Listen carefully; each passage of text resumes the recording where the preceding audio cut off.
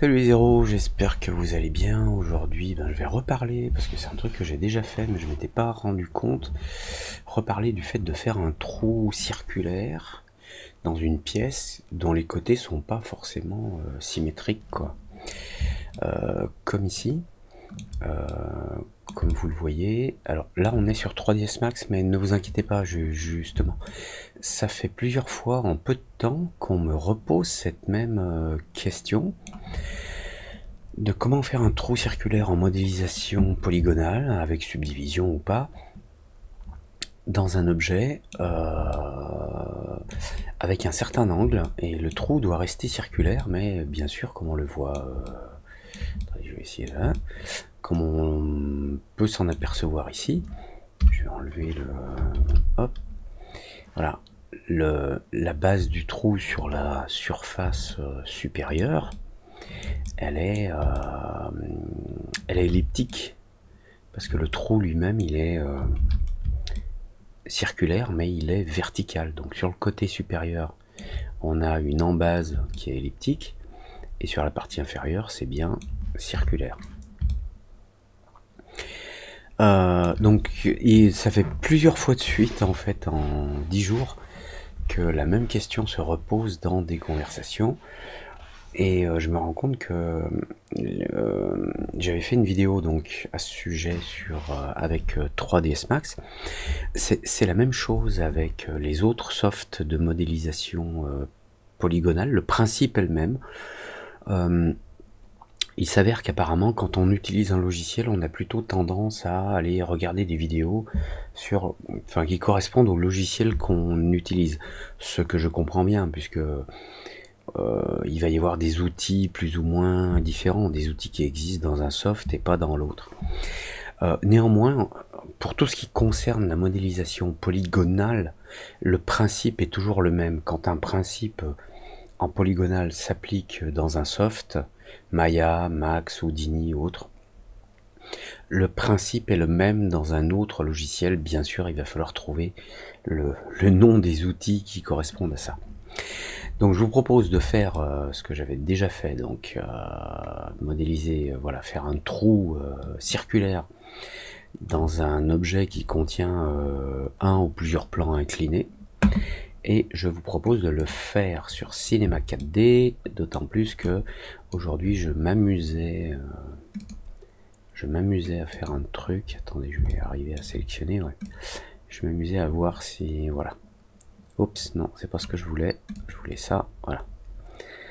Je m'amusais à plaquer un cercle sur un objet avec le modificateur de projection. Et ce cercle, il est paramétrique ou paramétrable, comme vous voulez. Ce qui fait que, vous voyez, ça peut être... bref. Et le fait d'apposer comme ça, d'un point de vue vertical, un cercle sur un objet, comme vous le voyez, là, il est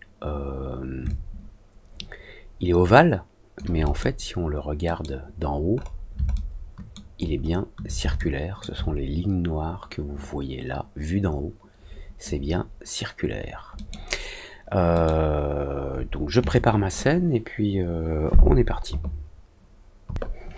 Alors, je ne vais pas revenir à chaque fois que j'en parle sur qu'est-ce que c'est que la modélisation par subdivision. Je vous invite à aller chercher dans les vidéos de ma chaîne. Vous trouverez des vidéos sur ce sujet. Quand on fait de la subdivision, en fait, ça permet d'obtenir une certaine une certaine facilité, c'est-à-dire qu'on dégrossit les formes et puis après, hop, avec la subdivision, on obtient le résultat final qui est joli, et on va pouvoir améliorer la qualité des détails. Ici, ce que je veux faire, c'est faire un trou vertical là, dans ma pièce là, ici. Alors, il y a plusieurs façons de procéder. Donc là, j'ai créé un cercle, mais je vais l'enlever. Je vais créer un cylindre, puisque on peut très simplement prendre un cylindre. Ça règle quoi? Le diamètre, ok. la hauteur, je prends un cylindre, je le mets là, je prends un booléen, il est où le booléen? Bool, je place mon cube, enfin il s'appelle cube mais je vais l'appeler object, et je mets mon cylindre en dessous et je fais une soustraction. Donc ici dans le booléen A subtract B, A c'est le premier, moins B, A moins B, ça me donne ça. Si c'est suffisant, c'est très bien. Si vous avez besoin d'affiner la qualité du trou, vous allez dans le cylindre et vous augmentez le nombre de rayons, enfin le nombre de segmentations sur le rayon, par exemple 64. Et si ça vous convient et que c'est ce que vous voulez, c'est très bien. D'autant plus que vous pouvez aussi faire, alors je vais le faire de côté là, faire par exemple une partie du trou. Je vais vérifier ici, voilà, une partie, et puis peut-être que vous voulez un trou un petit peu plus petit, parce que si vous voulez mettre une vis là, si vous voulez mettre une vis à l'intérieur, vous voulez peut-être que la vis se bloque là en bas, mais qu'il y ait un petit trou en dessous pour la partie filetée de la vis et non pas la tête. Donc là je duplique le cylindre.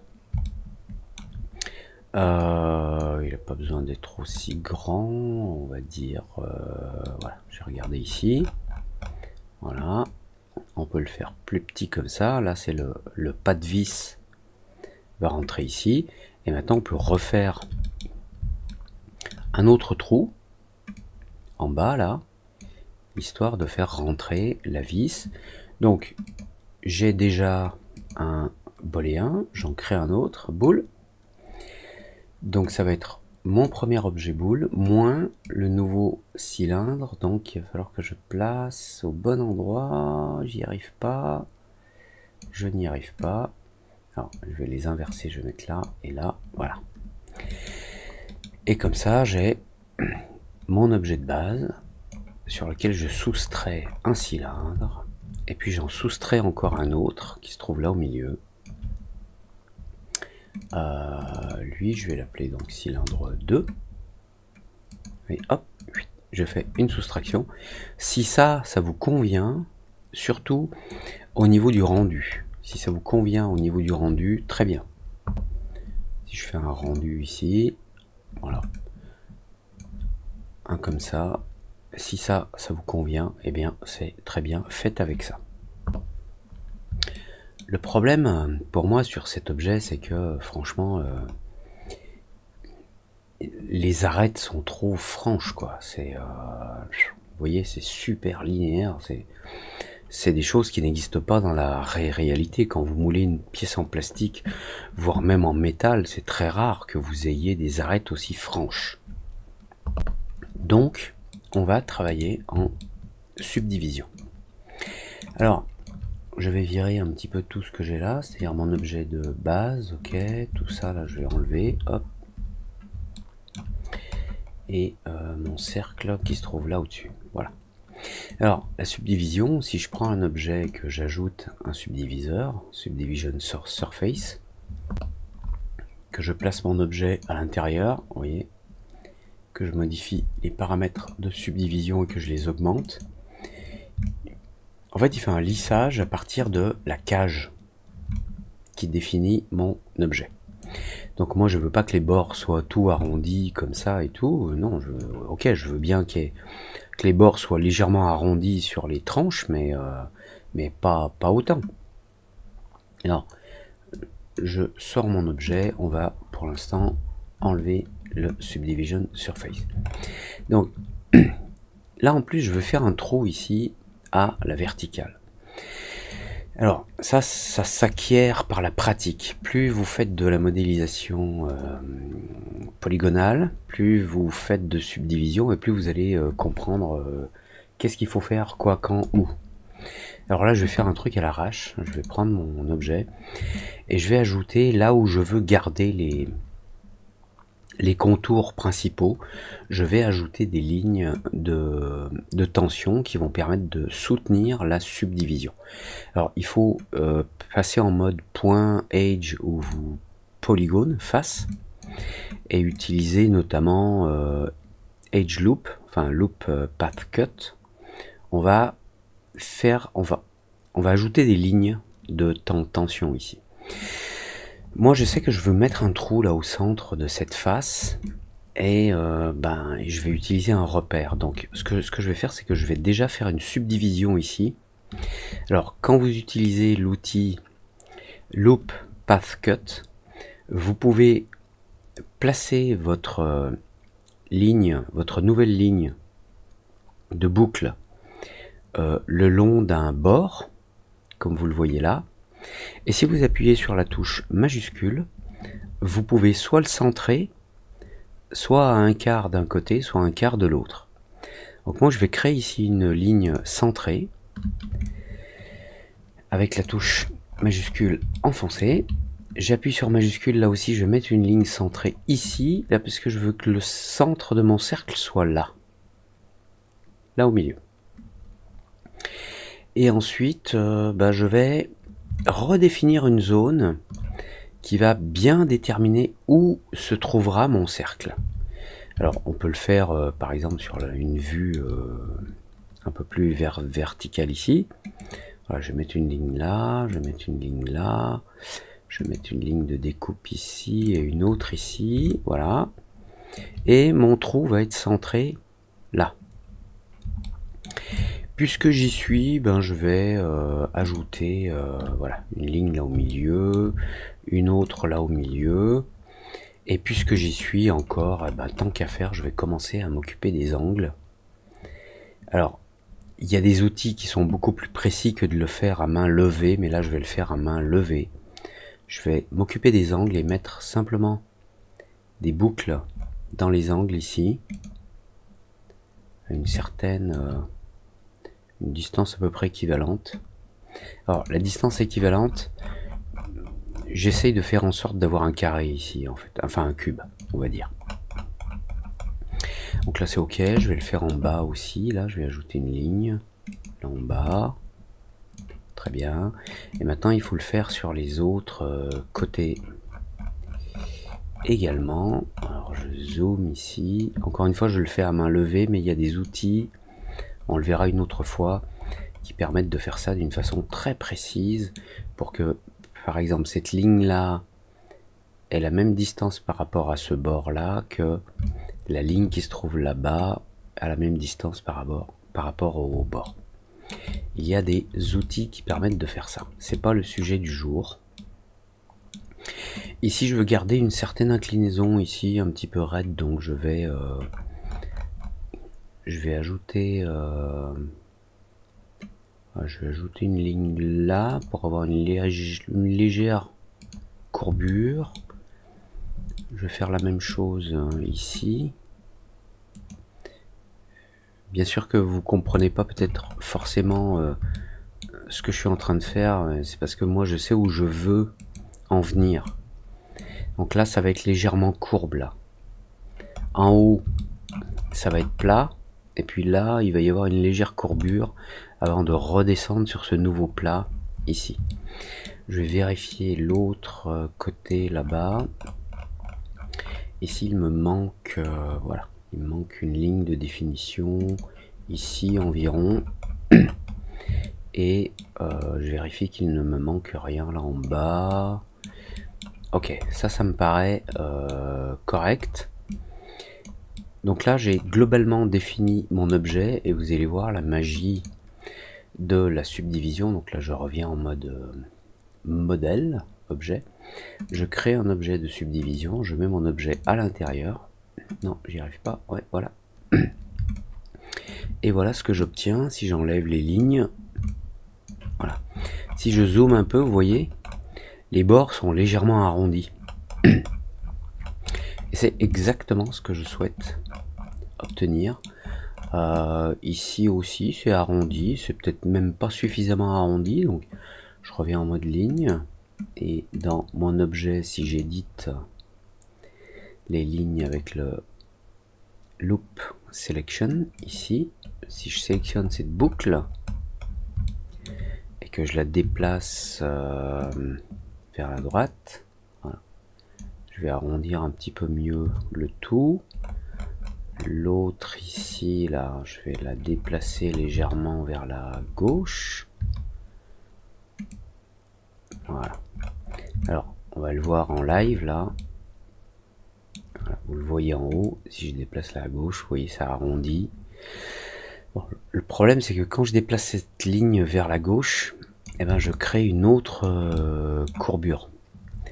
Alors, soit je redescends la ligne que j'ai en haut, soit je fais autrement. Soit je supprime cette boucle. Alors, je vais désactiver la subdivision. Soit je me dis, cette boucle ici, elle est trop proche de cet angle-là. Donc en fait, je la sélectionne donc avec l'outil Loop Selection. Je fais CTRL supprime et je reviens sur mon outil de Loop Path Cut et je recrée une nouvelle ligne. Et elle, je suis sûr qu'elle est bien alignée, voilà, sur la partie supérieure là. Voilà. Maintenant, si je réactive la subdivision, voilà ce que j'obtiens. Si j'enlève les lignes, voilà. Je vais revenir en mode modèle et hop, et en haut, vous voyez, on a une très légère courbure là en haut. C'est exactement ce que je voulais. Bon, disons que ma pièce est configurée à peu près comme il faut concernant ses contours globaux ou son contour global. Je ne sais pas s'il faut le dire au pluriel ou pas. Le résultat de la subdivision, c'est ça. Et on peut subdiviser plus ou moins. Alors, je vais couper la subdivision, puisque maintenant, ce qui m'intéresse, c'est de faire un trou centré sur ce point-là. Alors, je vais utiliser un cercle. Alors, je peux éventuellement utiliser un cylindre avec un booléen pour faire le trou. Mais je préfère vous le montrer, enfin vous montrer comment faire ça à la main. D'abord, il faut que j'aligne ce cercle sur la vue de dessus, là. Il faut que j'aligne ce cercle sur ce point qui se trouve là. Je veux qu'il soit centré ici. Le faire à la main, c'est juste impossible. Alors, comme vous l'avez vu, le système de subdivision va permettre de lisser les choses. Et le minimum pour avoir un cercle correct, c'est d'avoir un cercle composé de 8 faces. C'est pour ça que j'ai utilisé ici un cercle avec un certain rayon. Et sur les points intermédiaires, je me suis mis en uniforme avec un nombre de subdivision de 1. Si vous mettez à 0, vous avez ça, mais vous ne pourrez pas obtenir un cercle après la subdivision. Vous pouvez mettre 1, vous pouvez mettre 2. Alors 2, c'est pas pratique parce que sur les côtés là, on a un nombre impair de faces. Ici sur un quart. J'ai 1, 2, 3 faces. Ici 1, 2, 3, 1, 2, 3. Et ça, c'est pas cool parce que ça va pas permettre de fabriquer facilement ce qu'on appelle des quads, c'est-à-dire des faces composées de 4 coins et de 4 côtés. Donc je me mets en uniforme number 1 et là j'ai un cercle formé de 8 subdivisions. Maintenant je veux que ce trou soit centré sur ce point que j'ai créé ici en créant des lignes d'intersection. Pour faire ça, on va utiliser le Snap Tool, ici. Donc Snap, et je vais faire un snap sur un point, enfin des points. Donc je prends mon objet, je le déplace, et là, tic, vous voyez, tic, je zoome, j'arrive, clac, hop, il est aligné. Alors, il est aligné sur ce point de vue, si je reviens là, voilà. On voit qu'il a été aligné sur la vue d'en haut et il est bien aligné, il est centré sur ce point là. C'est très important pour nous parce que maintenant je vais projeter ce cercle composé de 8 côtés, je vais le projeter sur la surface de cette pièce. Et je vais utiliser un outil que l'on trouve là, dans les déformeurs, ça s'appelle comme ça, qui s'appelle Projection. Voilà. Je prends un outil de projection, je le mets dans le cercle. Pour l'instant, il ne se passe rien parce que l'outil de projection, même s'il est dans le cercle, il ne sait pas sur quoi il doit projeter le cercle. Donc, dans Projection, dans Object, ici, il me demande un Target Object. Quel est l'objet cible? L'objet cible, c'est mon objet là. Pas le subdivision. Je vais prendre l'objet de base, celui qui n'est pas subdivisé. Je le prends là. Pour l'instant, il ne se passe rien. Mais si je dézoome, on voit qu'il y a des flèches qui sont tournées à droite. Donc, il essaye de projeter mon cercle vers la droite sur l'objet que j'ai là. Ça n'est pas l'axe que je souhaite. Y plus, c'est vers le haut, ça marche pas. Y moins, ah, voilà, ça y est. Il le projette en Y moins, c'est-à-dire sur la direction Y vers le bas. Alors là, on utilise une projection parallèle sur un axe très précis. Mais là, mon axe de projection Y négatif, c'est pas le Y de la scène vers le bas, c'est pas le Y du cercle vers le bas, ou c'est pas le Y, en tout cas du cercle par rapport à son Y, là, la ligne verte, là, la flèche verte, en négatif, donc vers le bas, c'est le Y négatif de l'objet de projection. Vous voyez qu'il est projeté vers le bas ici. Mon objet de projection, je peux le déplacer éventuellement là, peu importe. Et l'axe de l'objet, enfin de l'outil de projection Y+, là c'est la flèche verte vers le haut. Donc Y négatif, c'est la flèche verte vers le bas. On voit les flèches en dessous qui nous le montrent. Et on peut faire une rotation de notre objet de projection. Ce qui va permettre de projeter le cercle sur la surface par rapport à l'angle que l'on va utiliser sur l'objet de projection. Ici, on va faire simple. On utilise une projection verticale directe parce que je veux que le centre de mon cercle à 8 côtés soit centré sur son point. Donc, je m'amuse pas à faire tourner, on va dire, l'objet de projection, l'outil de projection. Je m'amuse pas à le faire tourner, je le garde bien à la verticale, c'est ce que je veux, puisque je veux faire un trou vertical ici. Alors, maintenant on a ce trou, on a cette projection de cette ligne là, ici. Mais on a deux objets séparés qui sont l'objet et le cercle projeté. Mais pour l'instant, on n'a pas de découpe, on va dire, sur notre objet qui va nous permettre de faire un trou. Néanmoins, maintenant, j'ai une bonne référence, une référence très précise de la projection de mon cercle à 8 côtés sur mes faces.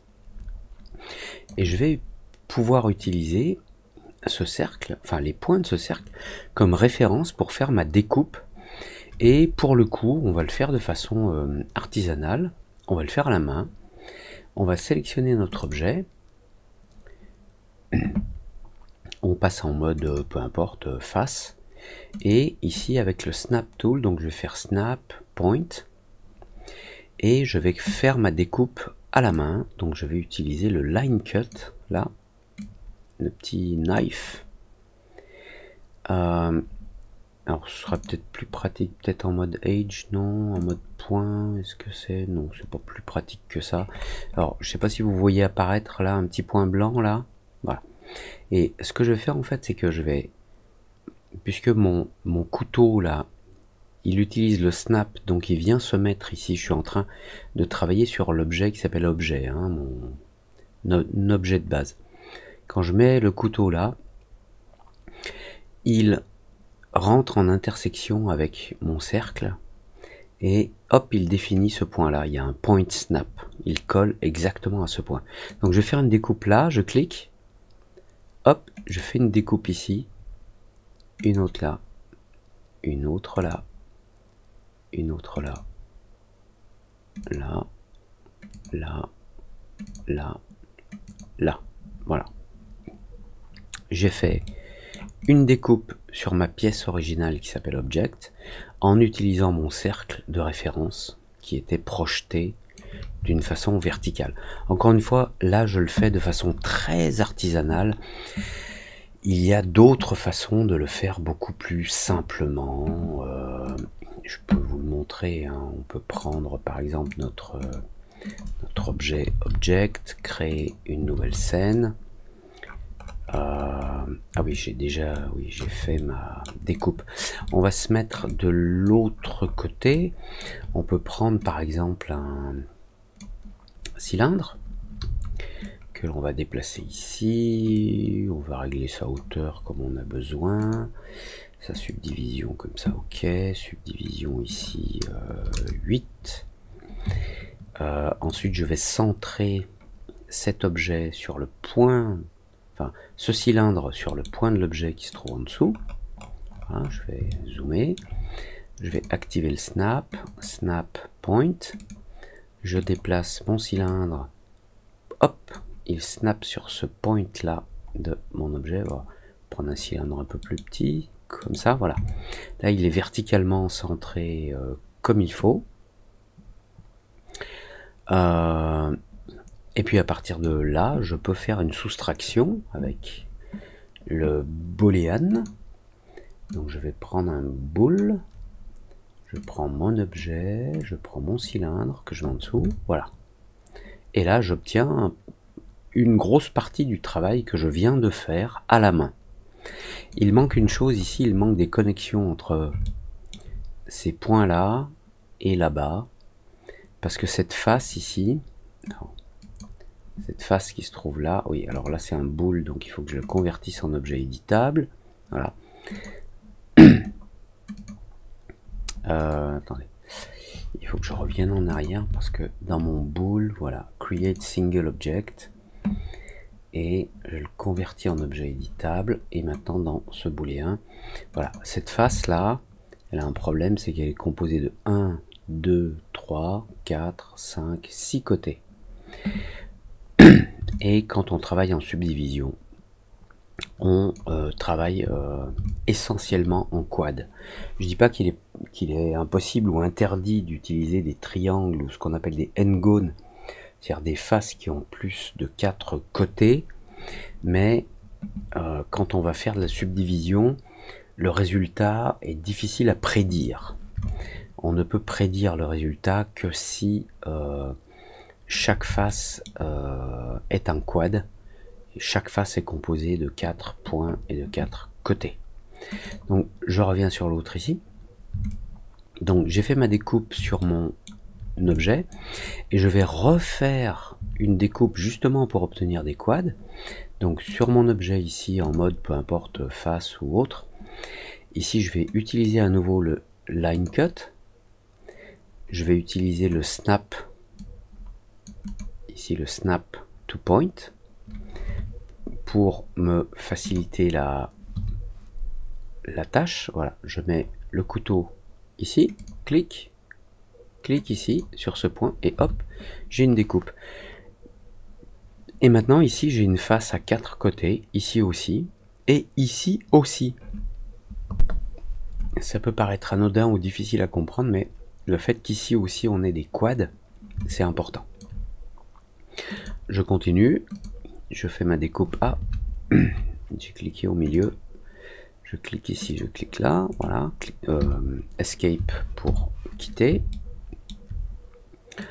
je coupe ici, je coupe là, escape, je coupe ici, hop, enfin je coupe d'ici à là, escape, et voilà. Alors je reviens sur mon outil de sélection, et voilà que mon trou est prêt. Mon trou ici il est même nickel pour ce que je veux obtenir. Vous allez voir que si je réactive la subdivision, alors je vais enlever les lignes, mais je vais enlever le cercle, hein, puisque je n'en ai plus besoin.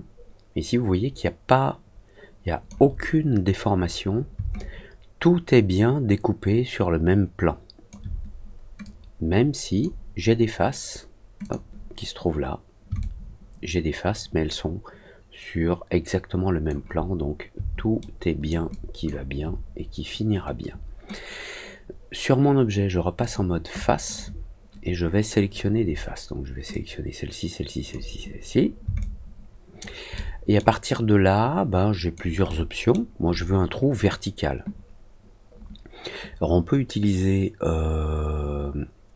l'extrusion ici. Donc là, je suis en mode face. J'ai sélectionné des faces. Je vais utiliser l'outil d'extrusion, extrude. Et si je clique sur ce extrude, alors je peux l'extruder vers l'extérieur et vous voyez que l'extrusion se fait par rapport à la normale des faces. Et elle peut se faire en positif ou en négatif. Donc là, je suis en train de faire une extrusion. Mais non, moi je veux que le trou soit vertical. Donc je veux pas que l'extrusion se fasse par rapport à la normale des faces que j'ai sélectionnées là. Donc c'est pas ce que je voulais, je vais annuler. Alors, il y a une autre façon de faire ça très simplement, c'est de définir un axe. Et si on a, par exemple, cet axe vertical ici, le Y là en vert, si j'appuie sur la touche CTRL, non, même si je me mets en mode sélection, si j'appuie sur la touche CTRL, à côté de la flèche de la souris, j'ai deux petits carrés qui apparaissent, qui veulent dire que là je vais dupliquer en fait mes faces et je vais les dupliquer sur l'axe sur lequel je suis. Donc je mets ma souris sur la flèche verticale Y, j'appuie sur CTRL, je clique, je descends et là on a une extrusion verticale. Alors bien sûr on va le voir là, voilà. Ici on a une extrusion, attendez, je passe en mode Edge. Ici on a une extrusion qui a été faite verticalement sur l'axe Y que j'ai sélectionné en appuyant sur CTRL quand j'ai déplacé les faces. Le problème c'est que ces faces là en bas, elles sont pas horizontales. Enfin le problème, c'est un problème qui va se poser à moi ou à nous en tout cas. Alors, je me permets quand même de vous rappeler que là, je suis en train de vous montrer vraiment le côté super artisanal, quand on fait tout à la main, de la façon la plus, pas la plus difficile, mais la plus élémentaire. Parce qu'il y a des outils qui nous permettent de faire des raccourcis et d'aller beaucoup plus vite. Mais les outils qui nous permettent d'aller beaucoup plus vite, il faut les comprendre. Et pour comprendre ce que l'on peut obtenir des outils, il faut comprendre ce que l'on souhaite obtenir. Donc, je continue quand même un petit peu à ce sujet.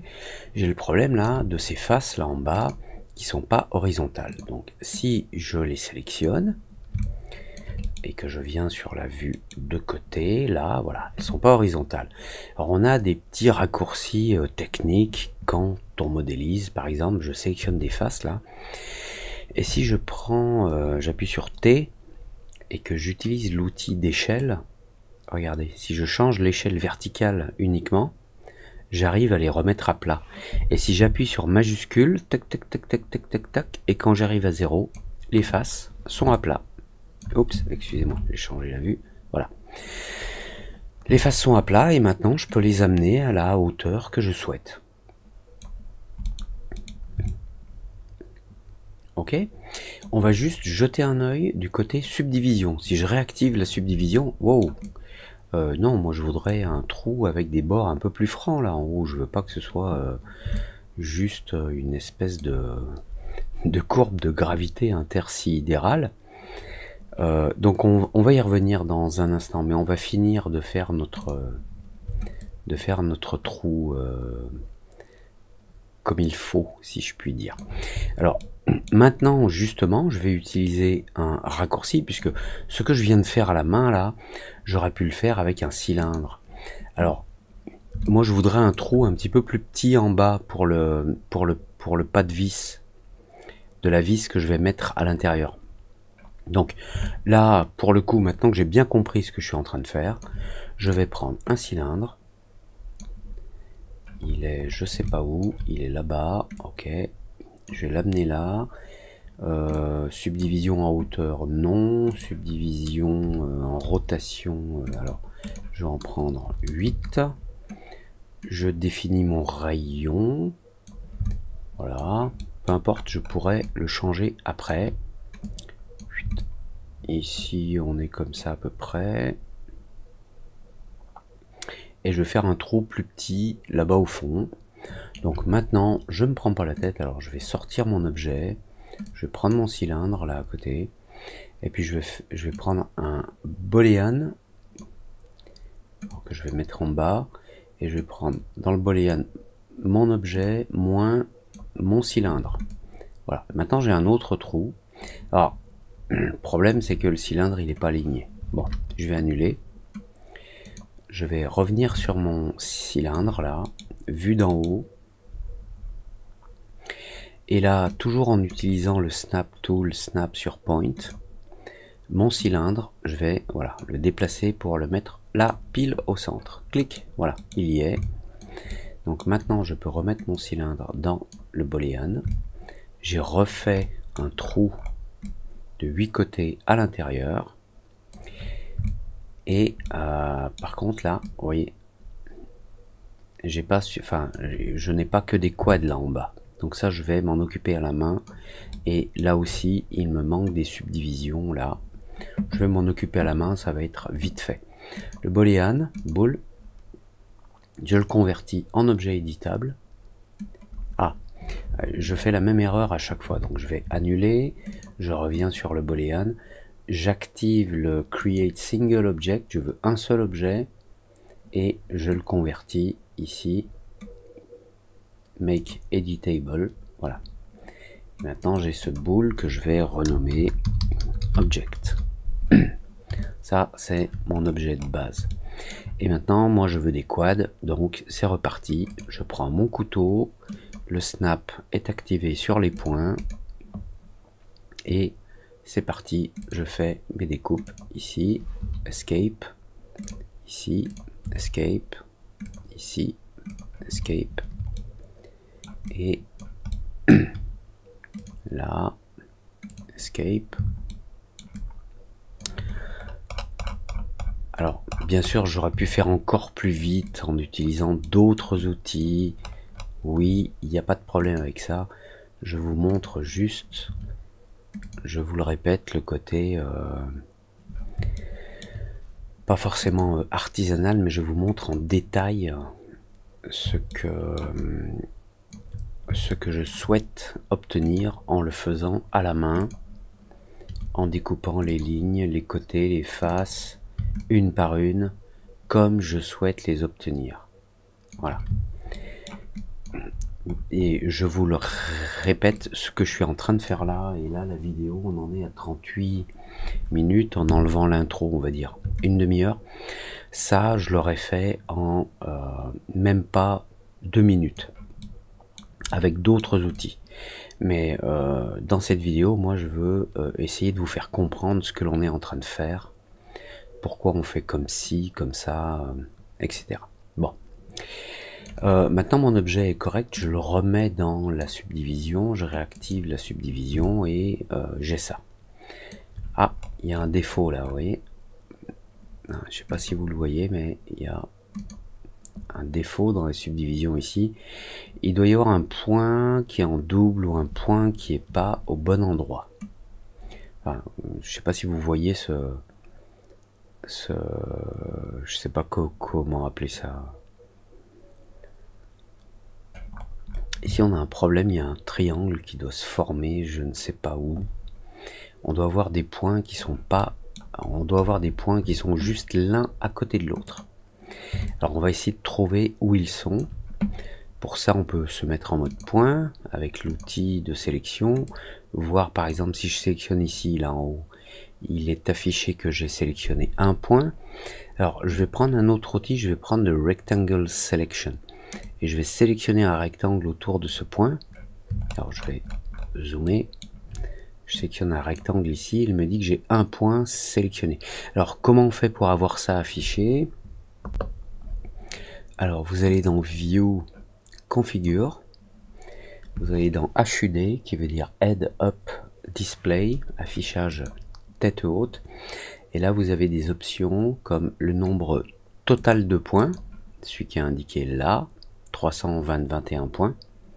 C'est bizarre que j'ai un nombre de points impair. C'est intéressant d'avoir le nombre total de points, parce que quand vous travaillez sur un seul objet et que le nombre total de points est impair, déjà c'est bizarre. Vous avez le nombre de points sélectionnés que vous pouvez afficher là. Voilà. Donc si je l'active, là j'ai un point sélectionné. Ok. Donc je vais zoomer un peu, je vais sélectionner ça, je vais voir si j'ai un seul point. Oui. Là j'ai un seul point. Oui. Là aussi. On va aller voir au-dessus. Excusez-moi, j'ai du mal à dézoomer. Voyons voir ici. Oui, j'ai un seul point. Là, je devrais en avoir deux. Là, j'en sélectionne deux, deux. Ah, trois. Là, j'en ai trois. Vous voyez? Ici, quand je sélectionne les points, ces points-là, lui et lui, j'en ai trois. Alors, je vais sélectionner là, et je vois que là, j'en ai deux. Donc, bah, là, il y a un problème, parce qu'il y a deux points. Donc, avec l'outil de sélection Brush, si je clique une fois, j'en sélectionne un, et si je le déplace, bah, on voit effectivement que bah, il y a un point à part entière qui chevauchait l'autre, et ça, c'est un problème, ici en tout cas. Donc je vais sélectionner mes deux points, lui et lui, et je vais utiliser l'outil de soudure, Weld, là, et je vais cliquer sur ce point là, parce que je veux que ce point là vienne se souder ici. Hop. Maintenant je repasse en sélection rectangulaire, là je n'ai plus qu'un seul point, c'est indiqué là, et dans mon objet globalement j'ai 320 points. Donc a priori j'avais créé un problème en faisant des coutures à la main. Je l'ai trouvé, je viens de le résoudre. Donc on va se remettre en mode objet, on va réactiver la subdivision. Et... ah, il reste un autre problème encore ici. Donc c'est reparti. Ah oui, bah oui, il reste un problème parce que là j'ai pas fait de découpe. Donc sur mon objet, je me mets en mode peu importe point, le couteau, et je vais couper cette face ici. Voilà, escape, et normalement maintenant c'est ok. Voilà, tout est bien arrondi, mais je n'ai pas les angles. Alors maintenant on va s'occuper de nos angles, et pour s'occuper de nos angles on va créer des lignes de tension. Il y a différentes façons de le faire. Il y en a une qui est efficace parce qu'elle est proportionnelle. Quand on a affaire à des surfaces de face qui sont identiques, c'est ok. Donc l'une façon, c'est d'utiliser le Loop Path Cut ici, puisque sur ce cercle de face là, ces faces font toutes la même taille.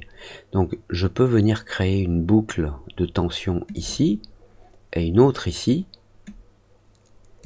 Les points de cette nouvelle boucle seront tous à la même distance ici, entre ce point et ce point, et entre celui-ci et l'autre là-bas au bout. Alors je vais annuler deux fois, annule, annule, puisqu'on peut faire autrement. Et pour mieux vous montrer le problème que l'on peut avoir, Si je veux créer une boucle, par exemple, autour de... Attendez, je vais me mettre en sélection de loop. Si je veux créer, ici en Edge, voilà. Si je veux créer un autre trait autour de cette boucle que j'ai sélectionnée là, qui est orange, si je prends le loop path, enfin le loop path cut, si j'essaie de couper là au bord, vous allez voir que plus je m'éloigne, et vous voyez que les distances sont pas proportionnelles parce que les edges, les côtés, n'ont pas la même longueur. Et pour travailler en subdivision, ça c'est pas bon du tout.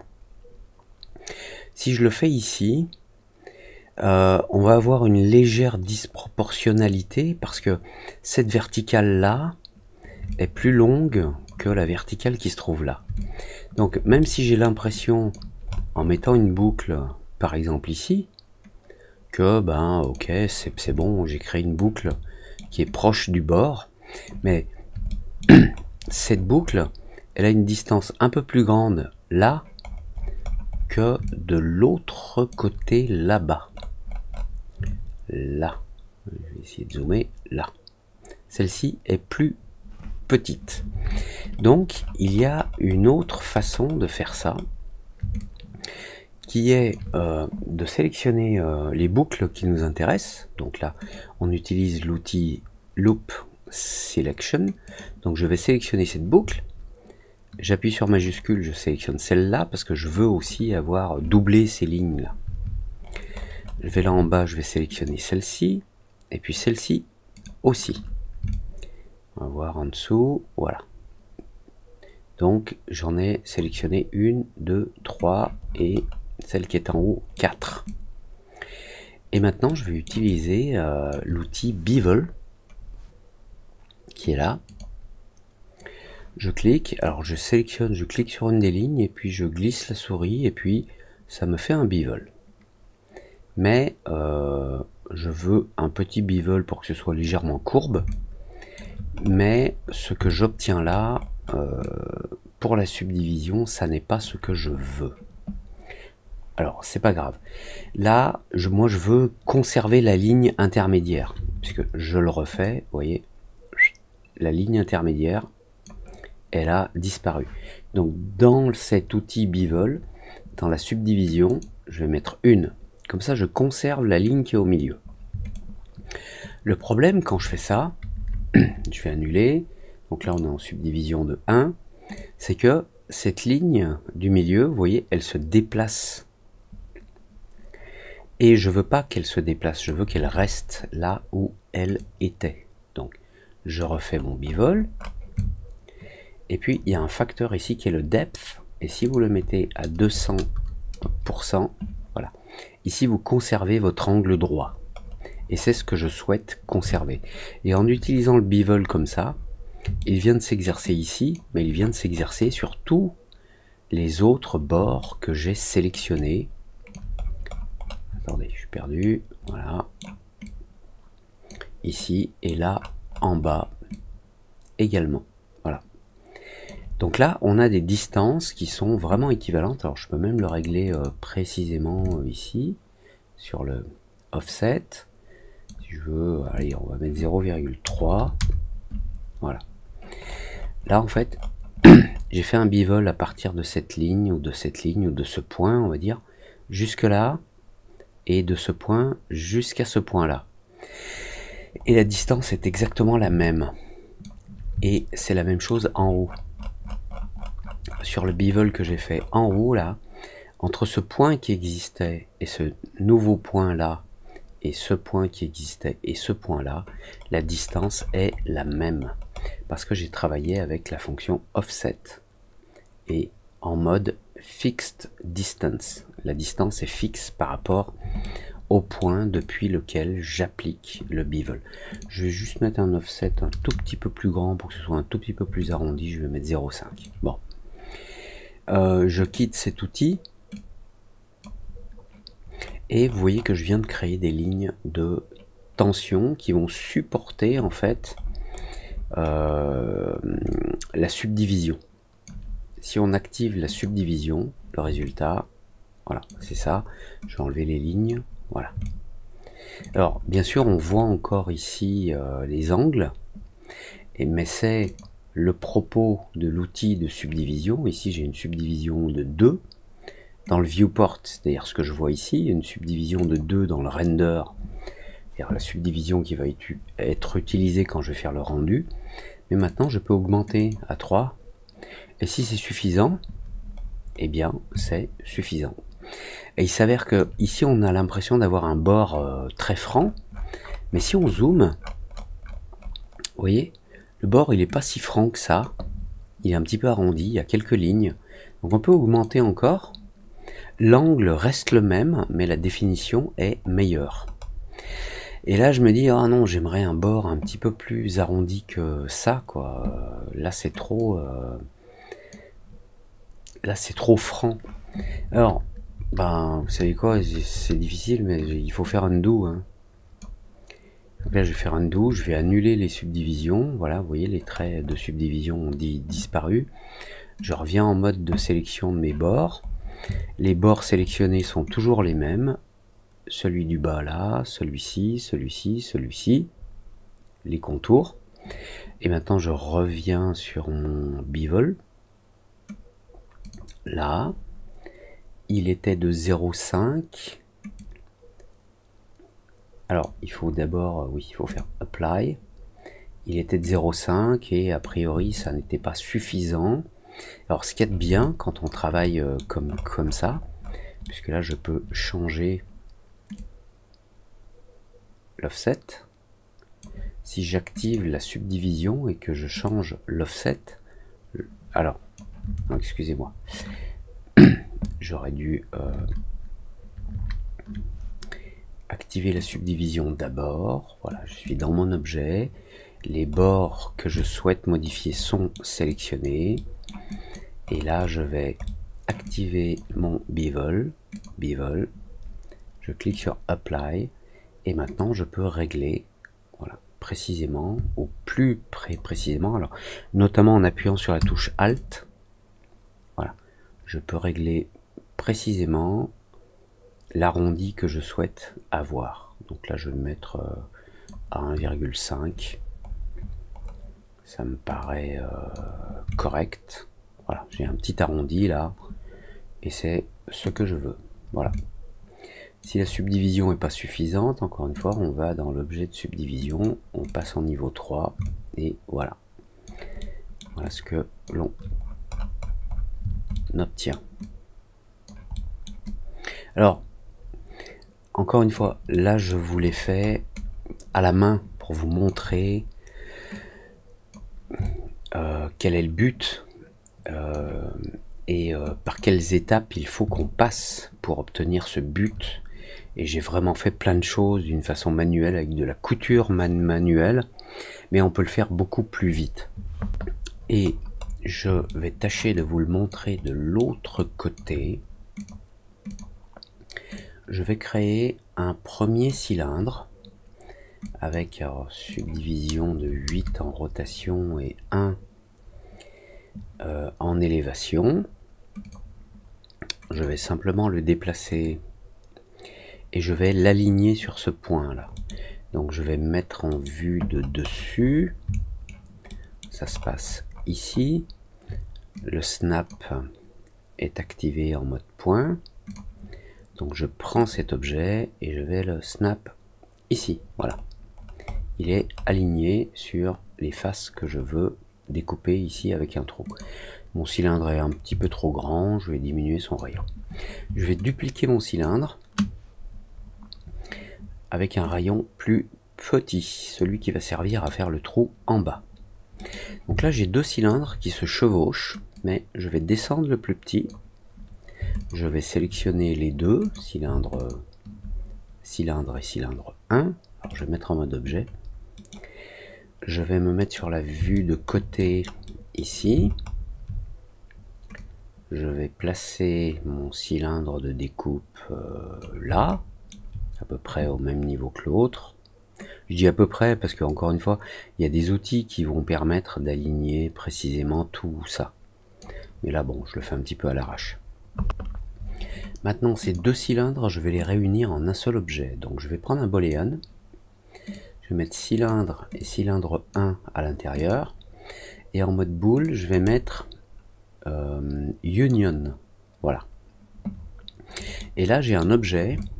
Alors si je passe en mode solo là en haut, j'ai un objet, voilà, qui correspond au trou que je souhaite faire.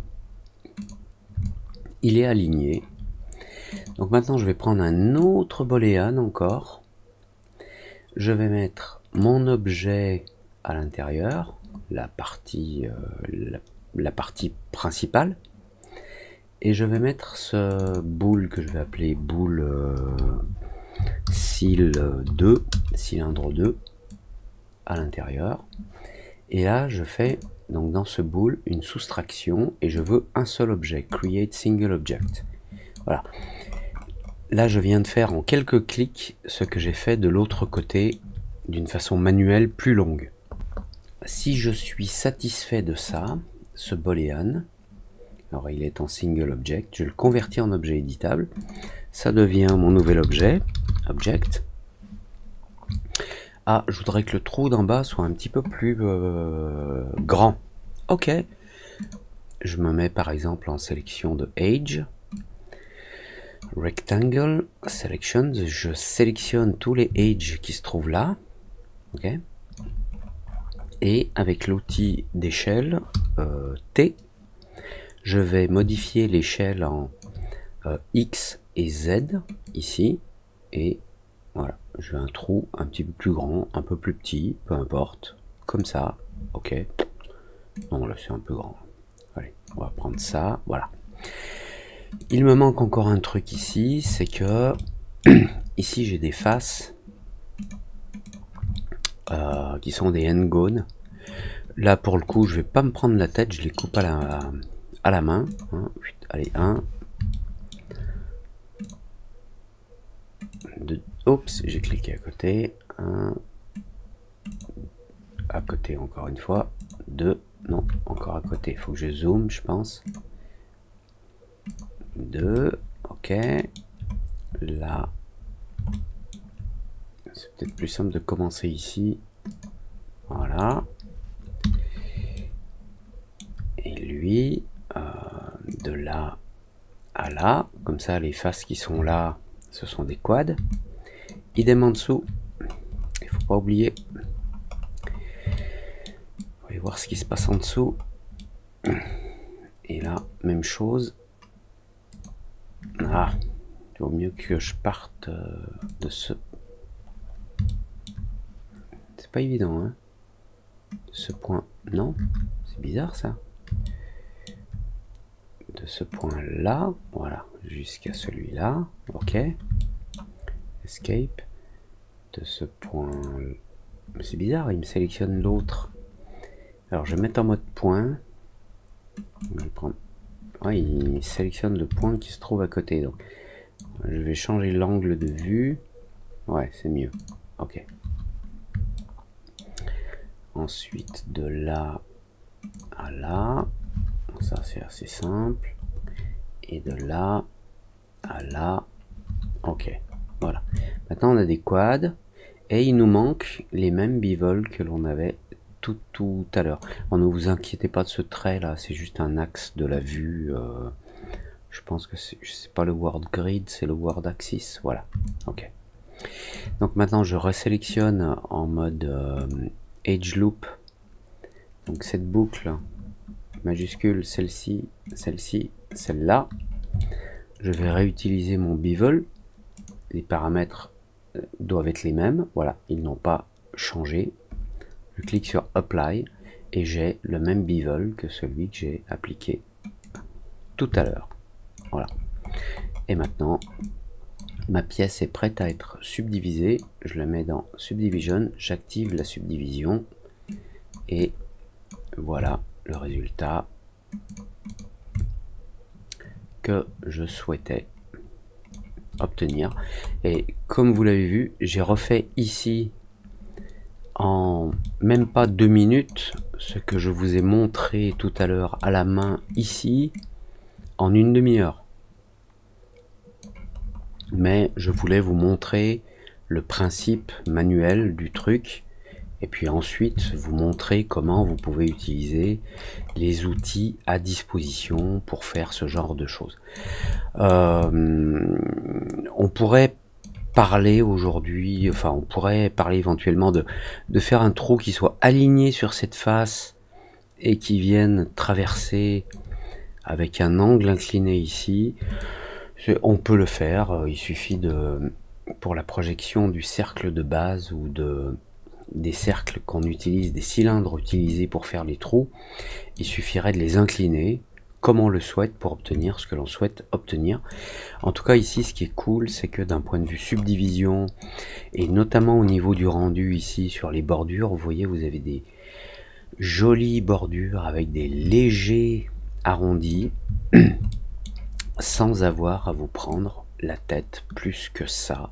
Et quand vous êtes habitué à ce genre de truc, comme vous l'avez vu, on le fait en 2 minutes. Voilà, allez, on s'arrête ici pour aujourd'hui. J'espère que ça vous aura plu, comme d'habitude. Un petit j'aime si vous j'aimez, un petit j'aime pas si vous j'aimez pas, et si vous j'aimez pas, un petit commentaire pour me dire pourquoi vous j'aimez pas, ce serait cool.